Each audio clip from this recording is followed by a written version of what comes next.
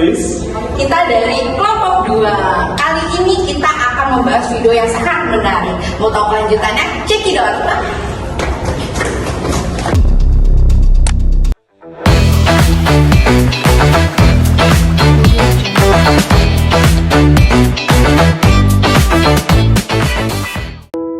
Sebuah botol jika diisi air mineral, maka harganya sekitar 5 ribuan. Jika diisi dengan jus buah, maka harganya sekitar 10 ribuan. Jika diisi dengan madu, harganya menjadi ratusan ribu. Bahkan jika diisi minyak wangi, harganya bisa mencapai jutaan rupiah.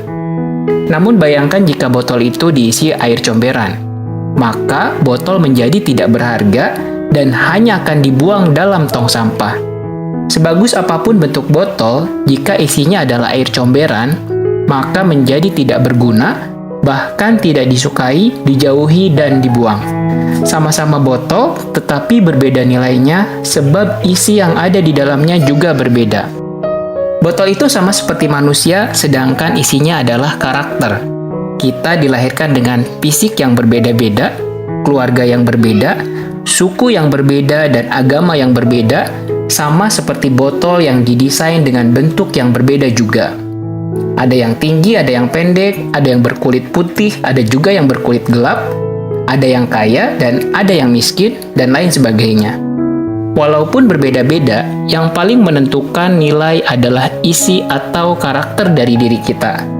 Jika kita memiliki karakter yang mudah bekerja sama, jujur, tulus, pekerja keras, pantang menyerah, maka nilai diri kita juga akan menjadi tinggi dan orang-orang pun akan senang dekat dan bekerja sama dengan kita.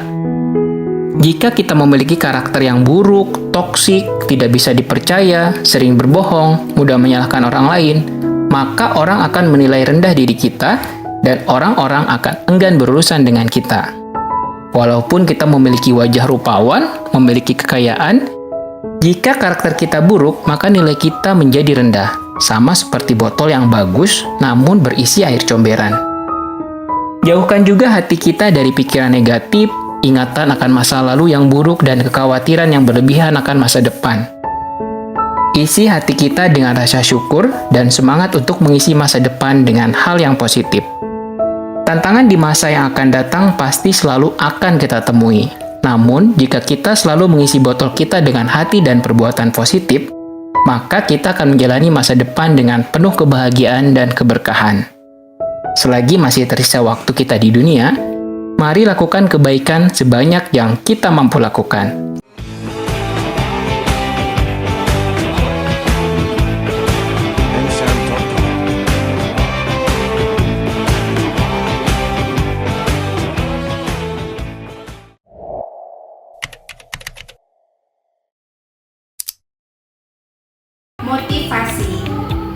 Motivasi merupakan kemampuan yang ada di diri kita, di mana motivasi ini menjadi sebuah impian-impian besar untuk meraih kesuksesan di masa yang akan datang.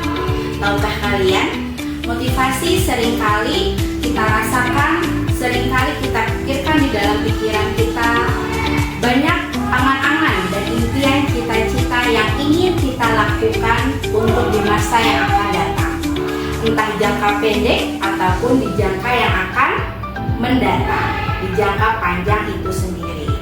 Tentunya kalian pasti melakukan keseharian dari berangkat pagi, bangun pagi, mencatat schedule atau jadwal yang kalian miliki untuk mencapai satu tujuan. Di sini kami akan membahas tentang konsep-konsep motivasi, di mana konsep-konsep motivasi ini menjadi hal yang menarik untuk kita menuju impian kita di masa yang akan datang. Jangan lupa saksikan kita ya. Tunggu video selanjutnya. Check it out.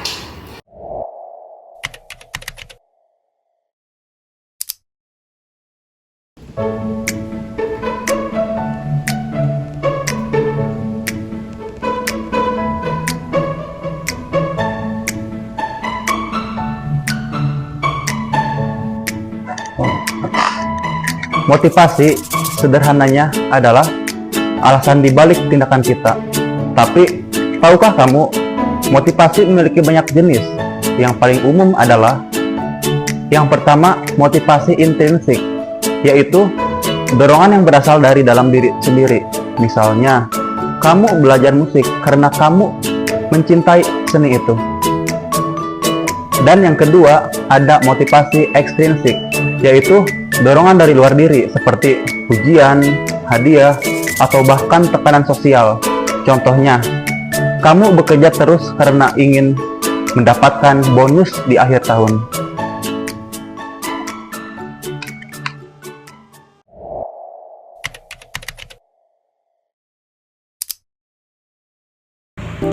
Dalam teori-teori motivasi, ada beberapa para ahli yang menjelaskan tentang motivasi. Di antaranya ada teori hierarki kebutuhan Maslow. Nah, teori ini dibagi menjadi 5. Yang pertama itu ada fisiologis, yang kedua ada keamanan, yang ketiga ada sosial, yang keempat ada harga diri, dan yang kelima ada aktualisasi diri. Oke, dimana bisa kita lihat untuk fisiologis ini contohnya makan dan tidur, keamanan ini contohnya rasa aman, sosial ini contohnya kebutuhan akan cinta dan kasih sayang, harga diri ini contohnya pengakuan dan penghargaan, dan aktualisasi diri ini contohnya menjadi versi terbaik dari diri kita sendiri. Selanjutnya ada teori self-determination. Nah, untuk otonomi ini, contohnya kita merasa mempunyai kebebasan untuk memilih. Lalu untuk kompetensi, contohnya kita merasa mampu dan ahli dalam bidangnya. Dan untuk keterhubungan, itu contohnya kita merasa terhubung dengan orang lain. Oke, yang terakhir ada teori 2 faktor Herzberg. Teori ini membagi faktor motivasi dalam pekerjaan menjadi faktor motivator dan faktor hygiene. Untuk faktor motivator, contohnya adalah hal-hal yang membuat kita senang dalam bekerja. Misalnya, adanya pengakuan dan penghargaan dari perusahaan. Lalu, untuk faktor hygiene, contohnya yaitu hal-hal yang mendasar seperti gaji, kebijakan perusahaan, dan lingkungan kerja.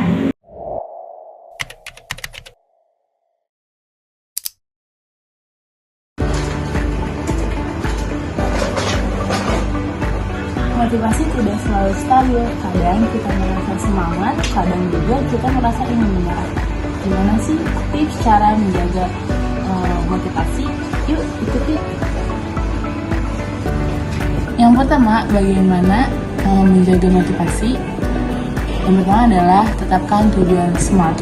Apa itu SMART? S-nya adalah specific, M-nya adalah measurable, A-nya adalah achievable, bisa dicapai, yang R-nya adalah relevan, dan T-nya adalah time bound, ada tenggat waktu. Contohnya, saya akan membaca satu buku tentang pengembangan diri dalam 30 hari.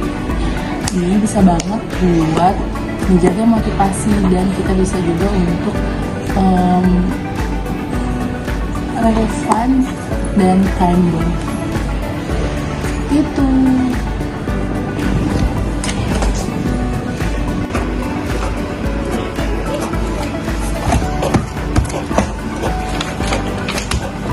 Yang kedua adalah membuat sistem self-reward atau self-care. Rayakan pencapaian kecil seperti menonton film setelah bekerja atau memakan permen setelah mengerjakan sebuah proyek yang berat.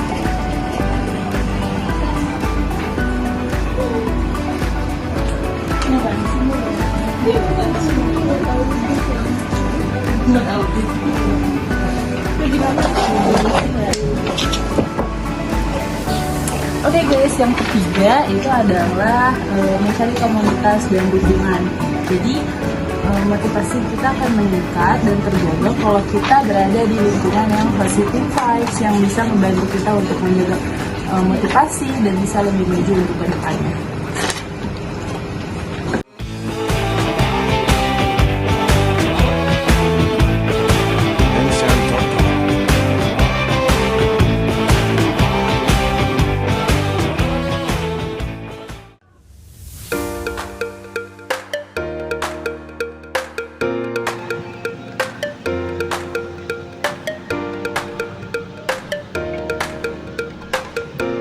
Motivasi adalah kunci yang membuka pintu bagi potensi diri.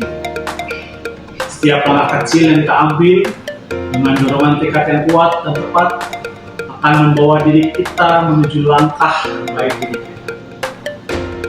Tapi ingatlah, motivasi tidak hanya datang dari eksternal, melainkan motivasi itu lahir dari diri kita sendiri. Jadikan setiap tantangan yang ada menjadi suatu peluang yang luar biasa. Setiap kegagalan menjadi suatu kekuatan titik balik yang membawa apa yang positif bagi kita. Dan jadikan pula setiap kesuksesan menjadi titik balik menuju kesuksesan yang lebih besar. Karena pada dasarnya hidup ini akan membawa kita menuju versi terbaik diri kita. Terus berjuang, tetaplah terinspirasi, dan teruslah bermimpi menuju sukses.